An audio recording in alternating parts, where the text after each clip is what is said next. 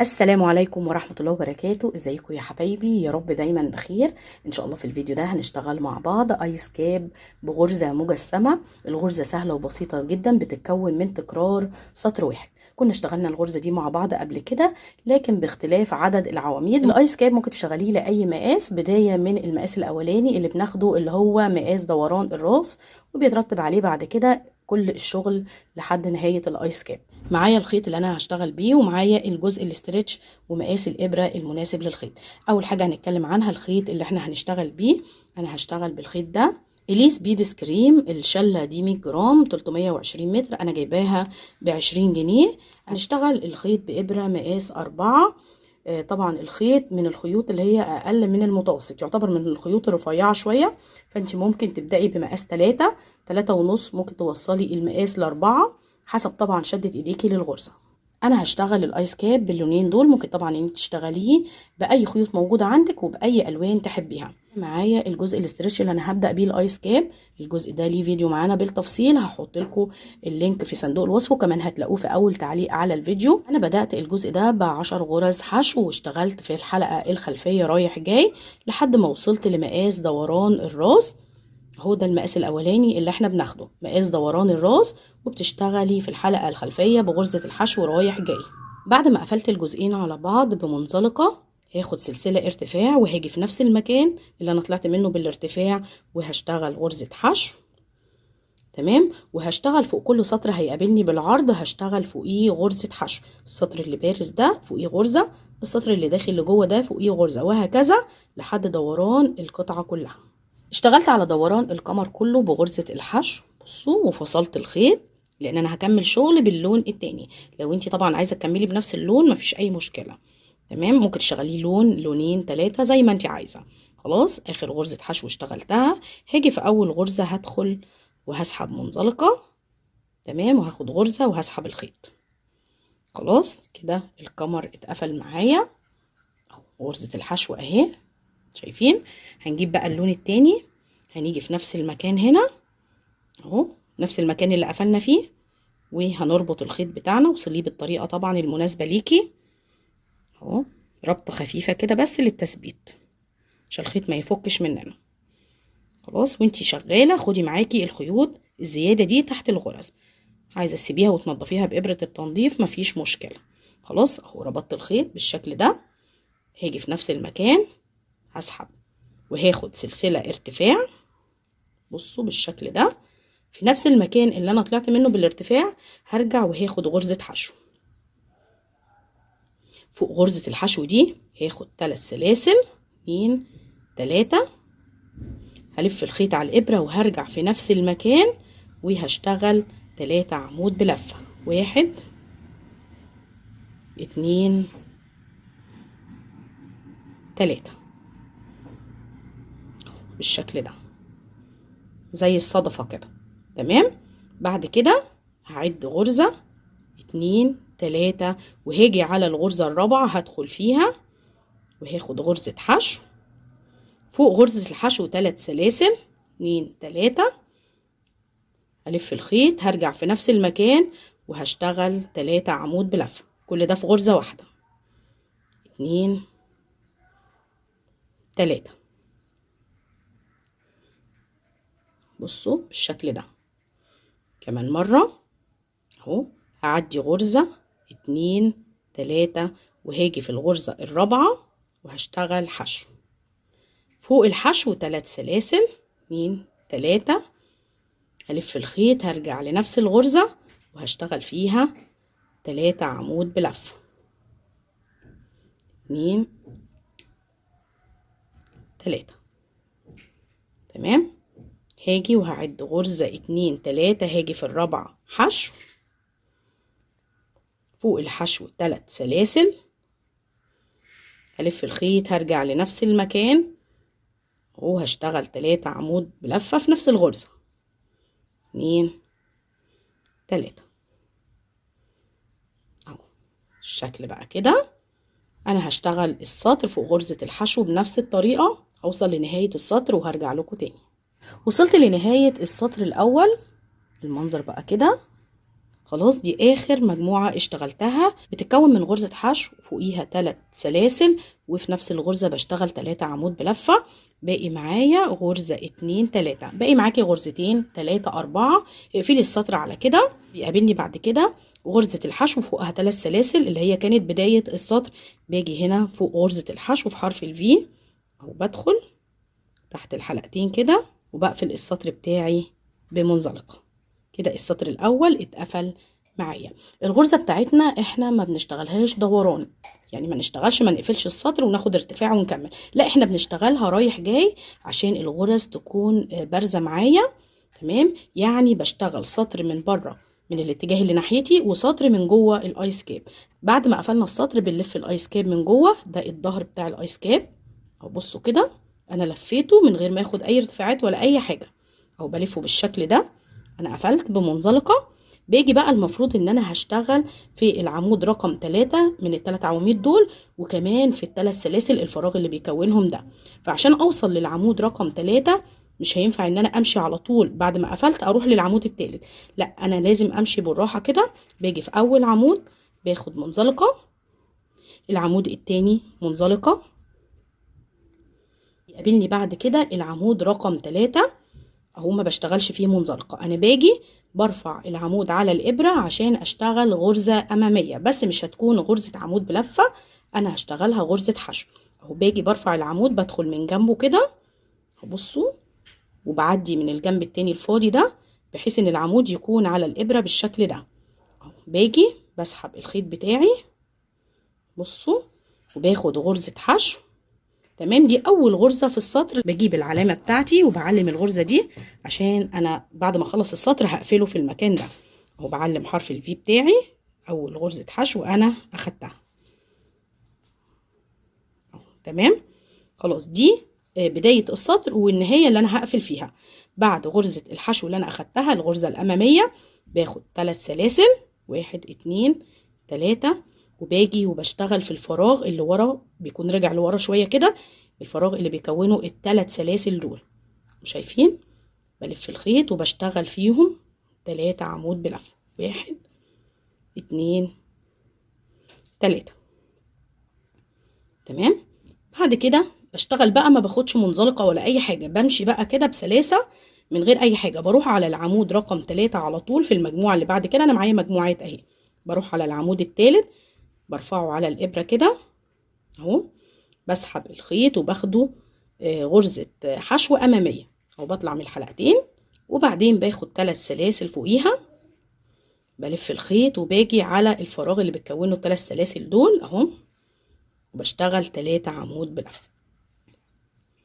2 3 بالشكل ده اهو. بصوا تمام، بعد كده اهو بروح على العمود الثالث على طول في المجموعه اللي بعدها، برفعه على الابره، بسحب الخيط غرزه حشو اماميه فوقيها 3 سلاسل. تمام، بلف الخيط باجي على الفراغ الفاضي ده اللي بتكونه ال3 سلاسل، بدخل وبشتغل 3 عمود بلفه في نفس المكان. تمام، ده السطر التاني. انا هكمل السطر كله بنفس الطريقه وهرجع لكم ونأكد على قفله السطر وبدايته مره تانية. وصلت لنهايه السطر التاني، العلامه بتاعتي اهي هشيلها وهقفل في نفس الغرزه اللي انا حاطه فيها العلامه خلاص اهي، اللي هي غرزه الحشو. بدخل تحت الحلقتين كده، بسحب منزلقه، السطر كده بيكون اتقفل معايا. زي ما قلنا ما بناخدش ارتفاعات ولا اي حاجه، احنا بنلف الشغل على طول على الجنب التاني اهو بالشكل ده. نخلي العلامه لحد ما نوصل لاول غرزه حشو في السطر وبنرجعها تاني. بصوا المنظر بقى كده، شايفين الغرزه جميله جدا، بصوا الالوان كمان حلوه قوي. تمام، بعد كده خلاص انا بعد ما لفيت الشغل بتاعي معايا الحلقه اللي على الابره اللي انا قفلت بيها او بيقابلني ال3 عمود في بدايه السطر. باجي في اول غرزه عمود وباخد منزلقه، الغرزه الثانيه منزلقه، بعد كده بيقابلني العمود الثالث برفعه على الابره كده، بدخل من جنبه وبطلع من الجنب التاني اهو. الخيط معايا هاخد غرزه حشو اماميه، برجع بالخيط معايا حلقتين بطلع منهم الاتنين، برجع على طول وبعلم الغرزه بتاعتي علشان اكون عارفة انا بدأت السطر فين وهنهيه فين. تمام، وعشان الغرزة ما تتوهش مني، لازم تعلمي علشان الغرزة ما تتوهش مني. خلاص، بعد ما اخدت غرزة الحشو هاخد 3 سلسلة فوقيها، وهاجي في السلاسل او الفراغ اللي بيكونوا ال3 سلاسل دول هلف وهشتغل 3 عمود بلفة في نفس المكان. 1 2 3. بروح على المجموعة اللي بعدها، باجي كده من جنب العمود برفعه على الابرة بالشكل ده، بسحب الخيط وباخد غرزة حشو 3 سلسلة فوق غرزة الحشو، باجي على الفراغ اللي بتكونه ال3 سلاسل بلف وبشتغل 3 عمود في نفس المكان. تمام، ده السطر الثالث. شفنا قفلة السطر وشفنا بدايته. الموضوع سهل وبسيط جدا. الغرزة زي ما قلنا بنشتغلها رايح جاي، مش بنشتغلها دوران. بصوا شكلها جميل ازاي اهي. انا هوصل بالايس كاب للطول المناسب وهرجع لكم علشان نشوف الخطوة اللي جاية مع بعض. وصلت بطول الايس كاب ل20 سنتي. بصوا شكله، بصوا الغرزة جميلة ازاي. خلاص، ده اخر سطر هشتغله من غير تناقص. العلامة بتاعتي اهي، بشيلها كده، باجي على اول غرزة حشو اللي انا كنت حاطة فيها العلامة، بدخل تحت حرف الفي وبقفل بمنزلقة كده. السطر اتقفل معايا. هنلف الايس كاب وهنشتغل السطر اللي بعد كده من جوه. هاجي في اول غرزة عمود بلفة هاخد غرزة منزلقة، العمود التاني هاخد كمان منزلقة. تمام، هاجي على العمود رقم 3 هدخل تحتيه من غير ما اخد فيه منزلقة، هاجي كده هرفعه على الابرة بالشكل ده. بصوا، هسحب الخيط بتاعي وهاخد غرزة حشو وهرجع تاني اعلمها، عشان دي المكان اللي انا هقفل فيه السطر. تمام، مهمة جدا الخطوة دي. خلاص اهو. بعد كده بعد غرزة الحشو انا هبدأ ان انا اعمل تناقص. هبدل ال3 سلاسل اللي انا كنت باخدهم ب2 سلسلة بس، 2 سلسلة. هلف الخيط على الابرة وهاجي هنا في الفراغ بتاع السلاسل. المفروض ان انا بشتغل 3 عمود بلفة، لا انا هخليهم 2 عمود بس. ادي اول عمود والعمود التاني. بقلل المجموعات بتاعتي. بعد كده هنقل على طول هنا المجموعة بتاعتي 3 عواميد. هاجي على العمود رقم 3 هرفعه على الابرة عشان اشتغل غرزة امامية. هسحب الخيط وهاخد غرزة حشو، هاخد فوقيها 2 سلسلة بس. هلف الخيط على الابرة، هاجي في الفراغ ده وهشتغل 2 عمود بلفة مش 3. اول عمود، تاني عمود. ده اول سطر في التناقص. هيقابلني بعد كده مجموعة تانية هي بتتكون من 3 عمود. هاجي في العمود رقم 3 هرفعه على الابرة وهاخد غرزة امامية، هطلع من الحلقتين هاخد فوقيها 2 سلسلة. هلف الخيط على الابرة وهاجي هنا في الفراغ اللي بيكونه السلاسل هدخل وهشتغل 2 عمود بلفة، 2 بس. تمام، ده اول سطر في التناقص بتاعنا. هكمل السطر بنفس العدد اللي انا شغلاه وهنرجع تاني. وصلت لنهاية اول سطر من التناقص. بصوا الايس كاب بدأ يلم حاجة بسيطة قوي. طبعا مع السطر التاني والتالت الجزء ده هيلم خالص. خلاص، اول سطر اهو وصلنا لنهايته. هنقفل السطر مع بعض عشان نبدأ السطر التاني من التناقص. العلامة بتاعتي اهي، هاجي في نفس المكان اللي فيه العلامة غرزة الحشو، هسحب منزلقة وهقفل السطر وهلف الايس كاب عشان اشتغل السطر اللي جاي من بره. هنشيل العلامة عشان نرحلها معانا. خلاص، السطر التاني انا معايا 2 عمود بداية السطر. هاجي في اول عمود وهاخد منزلقة، العمود الاولاني بس. العمود التاني هدخل تحتيه عشان اخد غرزة امامية. وبصوا انا بدخل فين، من جنب العمود وبطلع من الجنب التاني اهو. بسحب غرزة حشو وباخد فوقيها 1 سلسلة بس، سلسلة واحدة بس مش 2. كل مرة بنقلل في عدد السلاسل وبنقلل كمان في عدد العواميد. بعد السلسلة دي هلف الخيط وهاجي في الفراغ اللي بيكونه السلاسل اللي في الجنب ده اللي ورا غرزة الحشو اللي انا اخدته، هاجي وهشتغل عمود واحد بس. يعني انا قللت عدد العواميد من 3 عواميد، السطر اللي بعده عمودين، السطر ده هشتغل عمود واحد بس. بعد كده هيقابلني المجموعة اللي بعد كده اللي فيها 2 عمود. هعدي العمود الاولاني وهاجي على التاني، هرفعه على الابرة كده وهسحب الخيط وهاخد غرزة حشو وفوقيها سلسلة واحدة. هلف الخيط، هاجي في السلاسل اللي ورا دي وهشتغل عمود واحد بلفة. تمام. المجموعة اللي بعد كده اهي، الغرز واضحة بالنسبة لي. الجزء البارز ده اللي فيه العمودين، بعدي اول عمود وباجي على العمود التاني، بدخل من جنبه كده اهو، برفعه، بسحب الخيط وبطلع من الحلقتين بغرزة حشو، سلسلة واحدة، بلف الخيط وباجي على السلاسل دي اللي ورا، بشتغل عمود واحد. خلاص، ده السطر التاني من التناقص، هيكمل بنفس الطريقة والعدد العواميد والسلاسل ده، ونرجع نشتغل السطر التالت مع بعض. خلصت السطر التاني من التناقص. لو لاحظتوا الايس كاب بدأ يطلع على اضيق، بصوا المنظر اهو. مع السطر التالت هيلم شوية كمان، وبعد كده هنكمل قفل المكان ده بإبرة التنظيف. خلاص، هنشتغل سطر جديد من التناقص، هنقفل بس السطر اللي احنا شغالين فيه. هنيجي هنا في المكان اللي فيه العلامة بتاعت الغرز، هندخل وهنسحب منزلقة. تمام. هنلف الايس كاب عشان نشتغل السطر اللي بعد كده. هيقابلني اول حاجة اول عمود في السطر، هدخل فيه وهاخد منزلقة. بعد كده هيقابلني الفراغ اللي بيتكون من الاتنين سلسلة، هدخل فيه وهاخد منزلقة. انا عايزة اكون جوه الفراغ ده عشان هشتغل في نفس المكان. بعد كده هاخد ارتفاع 3 سلاسل، وبعد كده كل فراغ بيقابلني بيتكون من سلاسل هشتغل فيه غرزة عمود بلفة. يعني الارتفاع اهو، هلف الخيط، هيقابلني بعد كده الاتنين سلسلة اللي انا كنت اخداهم جنب اول عمود، هاجي في الفراغ بتاع السلاسل هدخل وهشتغل عمود بلفة. هلف الخيط، هنقل على السلاسل اللي بعدها اهو، هشتغل عمود بلفة. تمام. بصوا، هلف الخيط وبعدي العمود بتاعي، باجي على السلاسل اللي جنبه وبشتغل عمود بلفة اهو. مجموعة بشتغل هنا في المكان ده، بدخل كده وبشتغل عمود بلفة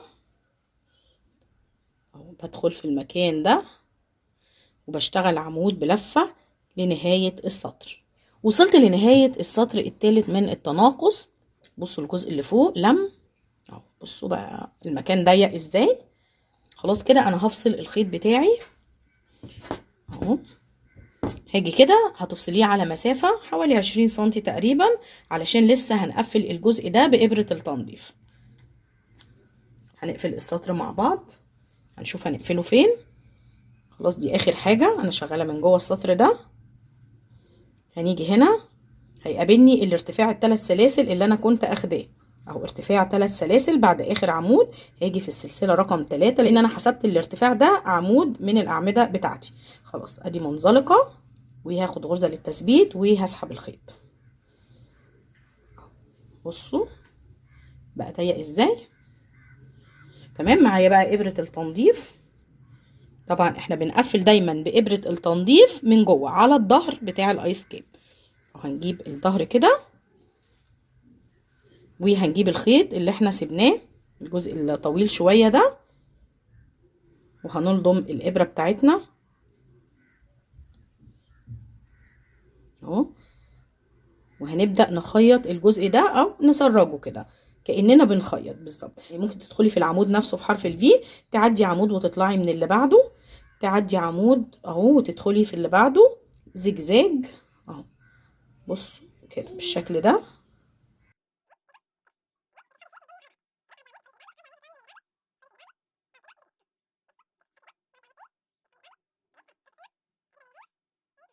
بصوا الجزء ده اتقفل كده، شايفين الشكل. بتشدي الخيط بتقفليه على بعض كده. بصوا هو بيوسع كده، انت بتقفليه، تبدأي تاخدي غرز تثبيت كده، يعني بتعدي مرة الناحية التانية وتشدي، بترجعي تاني كده رايح جاي عشان تقفلي المكان نهائي اهو. بنيجي في الحلقة دي بندخل اهو، بنسحب الخيط وبناخد غرزة. طبعا لو انت هتركبي كورة فرو او كورة بونبون، الخيط ده بيتدارى مع الخيوط.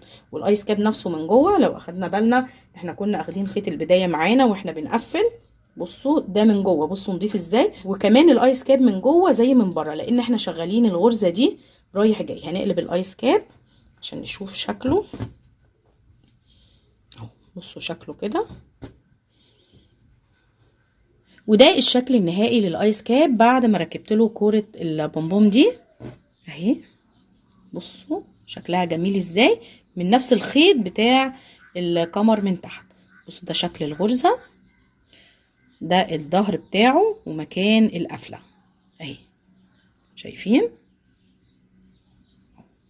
ماشيه مع الغرز بانتظام. بصوا جميل ازاي، حلو جدا. الخيط ده كمان حلو جدا في شغل الاطفال. الغرزه دي بتكون ممتازه جدا في الخيوط الرفيعه، يعني حاولي ان انت ما تستعمليش فيها خيط سميك، لان الخيط السميك هيكون ناشف معاكي قوي وماسك نفسه كده.